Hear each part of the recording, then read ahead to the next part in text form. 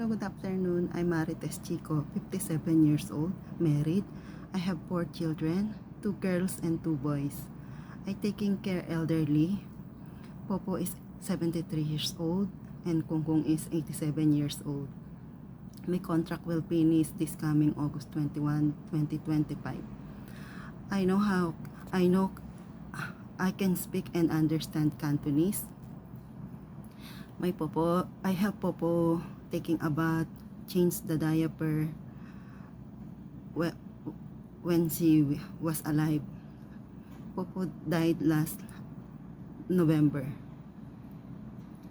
And I go to market, cleaning, cooking.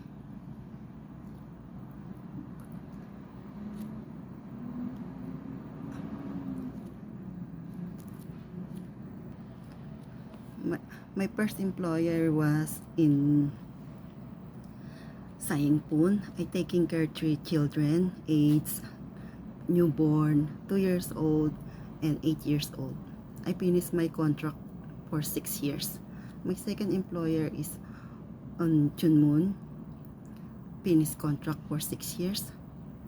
I taking care elderly, 78 years old. Finished contract. My third employer is in Chungkwano. I also taking care to elderly.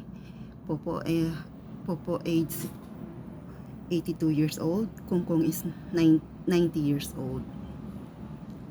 I was terminated because they said I'm not fit for them, for their family. I work for them for 5 years and 3 months.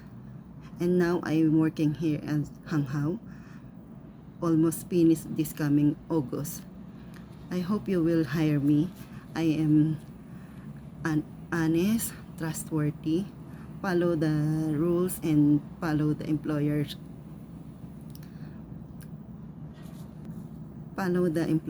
rules and regulation. Thank you.